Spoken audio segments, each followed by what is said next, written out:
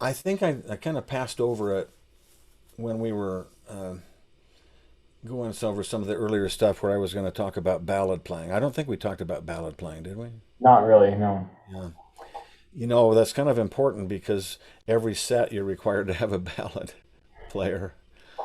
If you have a singer, there's a lot of the same considerations, actually, uh, similar stuff. But so let's say that you're featuring your lead alto, and he's got the most ballads are featuring one or the more instruments, and you want to pick out your strongest soloist, of course, to be your Yeah. ballad feature, and that might be your trombone player, might be your trumpet player, might be your saxophone player.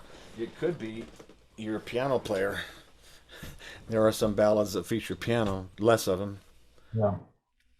I see what I've got going here. I was playing clarinet. This is a elastic strap that works on the clarinet. Is not going to work on this. Um, so the ballad is a slow piece, right? And you've got several parts of this. Number one, wow, how did I get that wedged in there like that? You've got take out these key leaves. Yep. You've got playing the head, the melody, and then you've got the improvised solo part of it, and then often you've got a cadenza, and Mhm. often if there's not a cadenza in there, I put one in anyway. So there's often a cadenza at the end, and then on the last note, there's always a little bit of a last note feel. Now I go over a lot of this stuff in chapter 22, working with your ballad. Chapter 11 deals with how do you work with your whole big band in a ballad setting, which Mhm. happens to be a lot more symphonic. It's a lot more like endings are more round, like they would be in your concert band and stuff, not so squared off, you know. And Yeah. Okay. it's a little different kind of approach than it would be with an up tempo swing thing or even a medium tempo swing thing. But chapter 22 deals with okay, what about your soloist? What do you do with him? All right, so let's say that we've got this kid. Let's say it's playing Misty. You've got a feature that's on Misty. This is a tune a lot of people know. Do you know this tune? Yeah. So he's playing. It's written like this.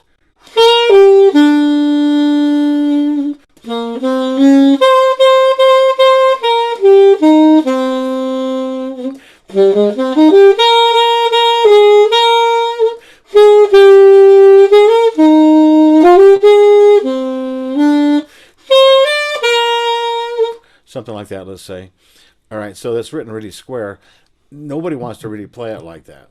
The first thing that the soloist needs to do is personalize the way he's playing the ballad, Yeah. the melody. So how am I going to put my own personal stamp on this? Well, the first thing I'm going to do then is take the very first lick and say, how many different ways could I play this? So it's written like this. Okay. Now I already inflected this some. I mean, if you just played it plain, I'm giving it a little bit of a vocal treatment. See, that could actually work if I did that. But I Mhm. don't want to do that every time. Right. I mean, how many times am I going to do this? Well, in the big band, it depends on how many times maybe the melody's given to the band. But let's say it's in a small group for a second. I'm going to play that A section 3 times on the way in and probably 3 times on the way out. I'm going to do that 6 times. Do I want to play exactly the same way every time? No. Oh. It's a matter, aren't you creative? You don't have any ideas? So maybe it's like, okay, what did I do? I just relied on a gliss and a little bit of inflection and some vibrato. Okay, what else could I do? So I would do some lead up notes.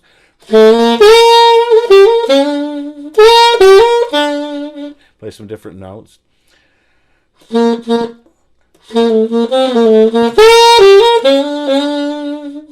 Hmm. And it can be more, and of course, the principle here is it always works from simple to complex. It gets more elaborate as you go along. Don't do all the complex stuff first, or now what are you going Right. to do? Start with the simplest version and then gradually bring it up. All right, so let's say that I've exhausted everything I can think of to do on that. Now I've got this.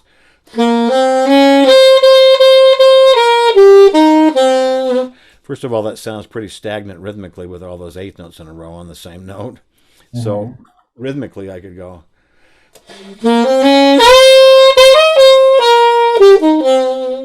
I've added a couple of notes and changed some rhythm. Or I could Yeah. go.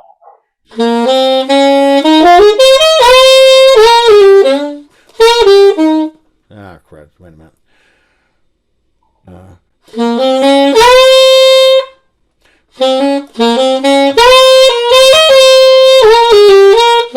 if I could play the melody, sorry.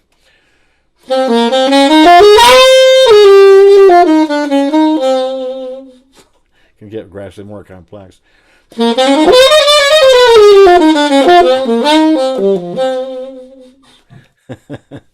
Yeah.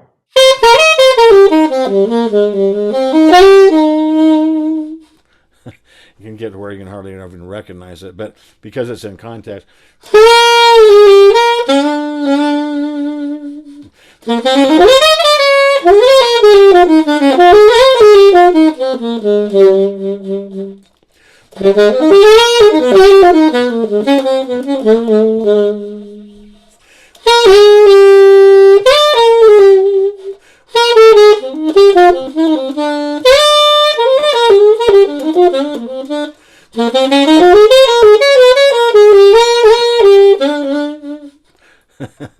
I'm doing a lot of personalizing in there, you know. Yeah. Yeah.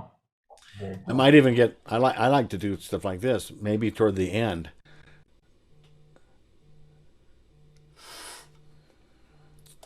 That'd be. Let me grab this real quick. Hello. Hi, is this Ray? Yeah.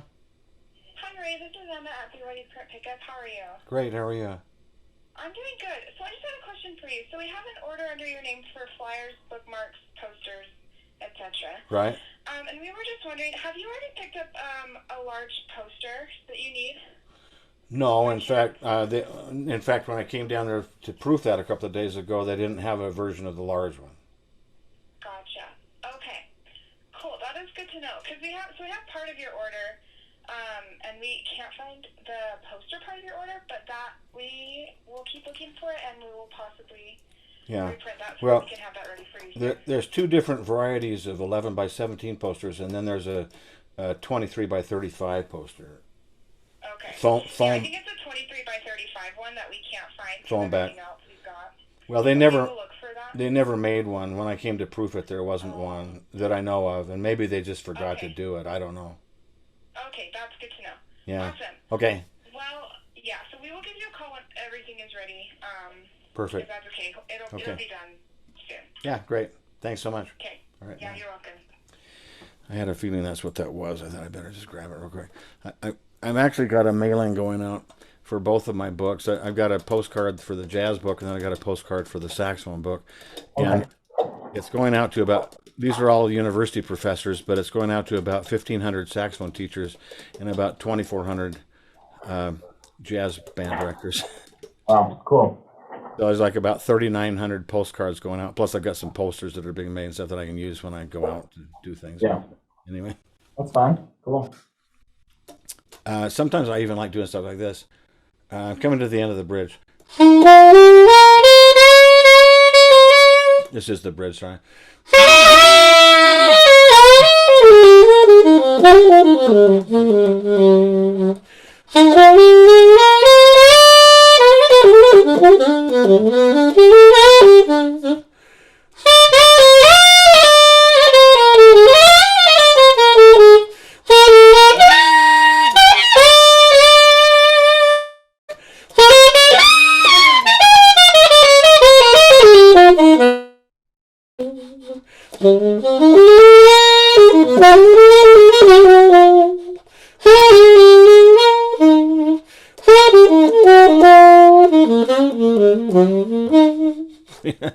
There's a sky's the limit here, you know. But as Yeah. long as I work from simple to complex, so that would be the first thing I would have my ballad soloist do is take a lick of the melody and see how many different things could I do with it rhythmically. What could I do with it in terms of effects like bends and dips and doits and glisses and all that kind of stuff, vibrato, growling. What else could I do with it in terms of adding different notes? Mm-hmm. stuff like that, and just play around with it and find ideas. Now, when I'm going to play on something, I've maybe spent some time just exploring, but I haven't set myself on anything. I just do what comes up naturally at the time. Yeah. Yeah.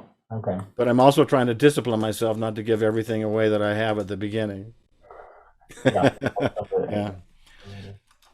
When you get to the solo, then it's improvisation, and it's basically the same kind of thing that you would do if you were playing on any other kind of tune where you're trying to play the changes and actually fit into the tune. And still, one of the best things you could do with your band, with your soloist, is have them play by ear with the recordings and psych out what's going to sound good and Yeah. what key they're in and when it changes key and all the stuff we've talked about in the past. Yeah. Yeah. Then you get to the cadenza, and you're like, wow, what do I do for the cadenza? You know, well, cadenza would be something like this. Like, say, let's see. Here's my last day.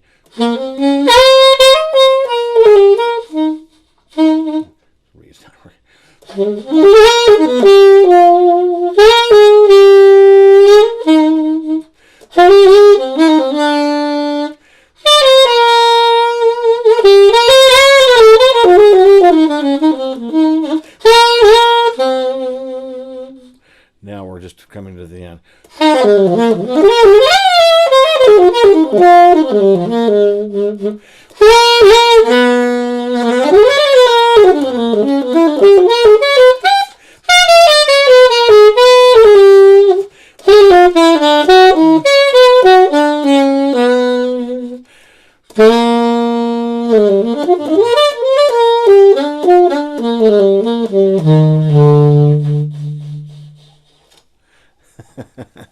So I'm exploring on the 2 chord, then I'm exploring on the 5 chord, then I bring it to the 1 chord.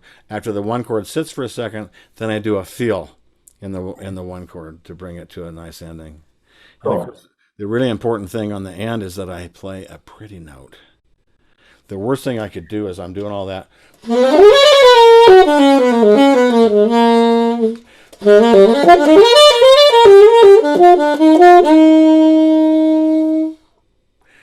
That's the root. It sounds totally stupid. Yeah. No, I got it. A minute ago, I came to the 7. The 7 will sound great. The 5 sounds good. The 3 would be okay. But the prettiest notes are going to be the 7, the 9th, even the 13. Let's say I resolve on the 9th.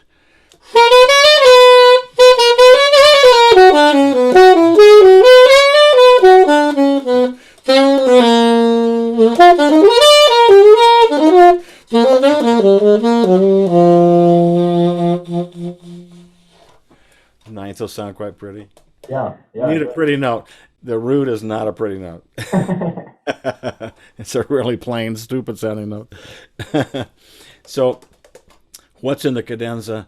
I'm just kind of elaborating on those chords for something simple right there.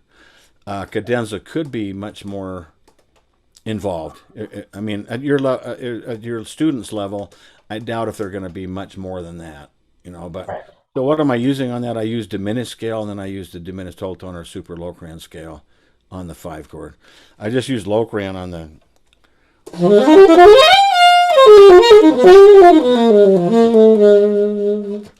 There's a little bit of bebop scale right there. That's just on the D minor. I'm just using D Dorian, but I used a little bit of the G7 G bebop scale.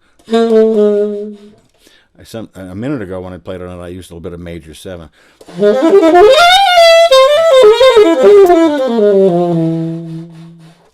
It's the major 7. Anyway, I could use the major 7 on it. Yeah. Cool. Then I'm going to move to an altered dominant. That's my dominant 7 sharp, 5 sharp, 9.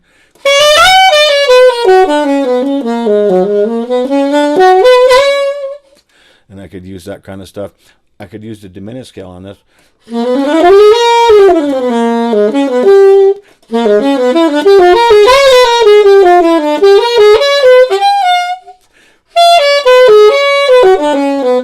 I could also use diminished chord.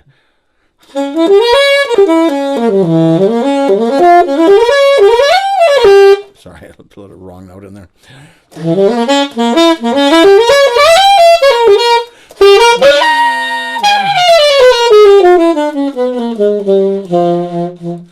it's all just diminished scale. But then I might go.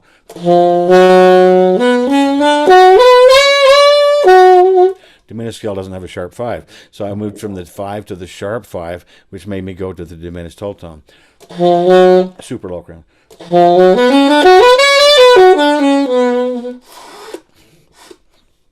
And finally I set it up kind of.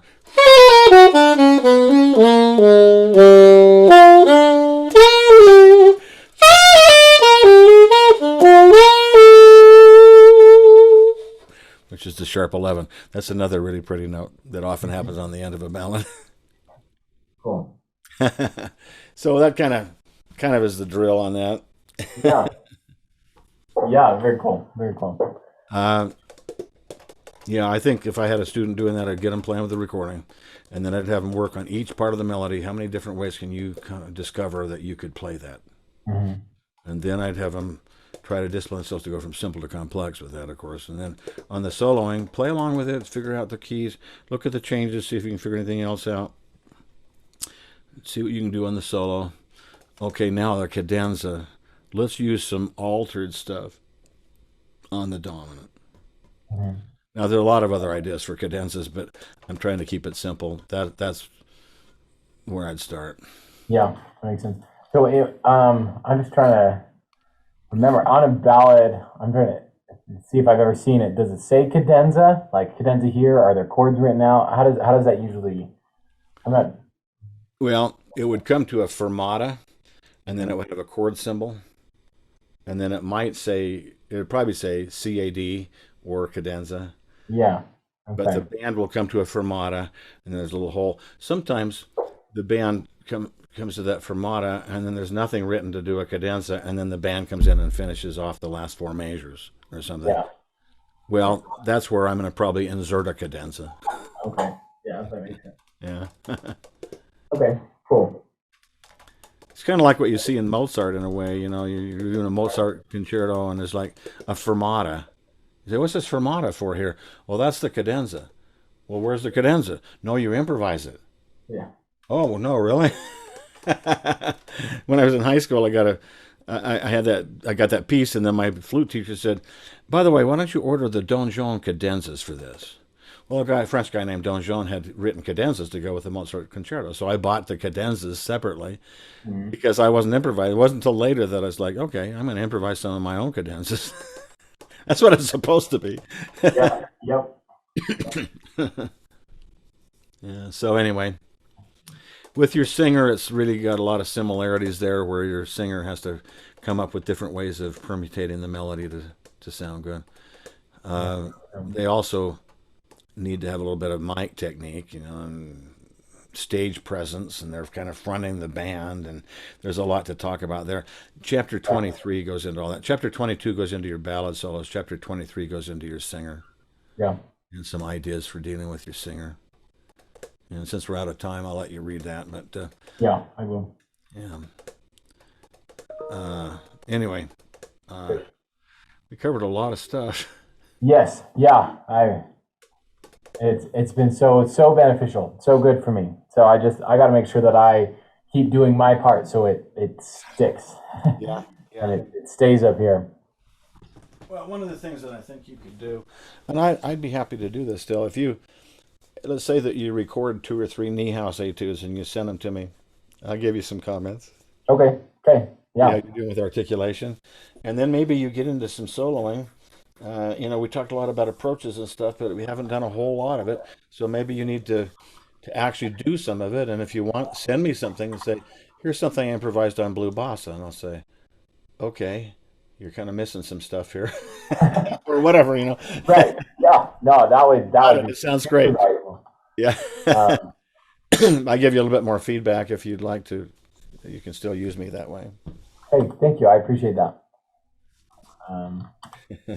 Yeah, I would love to take you up on that. I know I've got a lot going on this summer, so Sure. but I would love to. So. But the more that you could actually get yourself improvising, the better. Yes. Yeah. Yeah, and the whole yeah, the whole realm of improvising. I mean, it's something I really, really want to get into. Yeah. So And I think you're realizing it's not something magic. It's a craft. You learn your materials and you work at organizing and figuring it out. And you can do it. yeah, yeah, This is yeah, your French horn player. You can do it as well as anybody else. You just have to work at it a little. yeah. You just have to practice the things that go for it. Yeah, it's just a craft. You can learn it like anybody else can. Cool. Yeah. Okay. Well, Jeremy, it's been a blast. Really enjoyed it. Yeah. Yeah. Hey, thank you so much.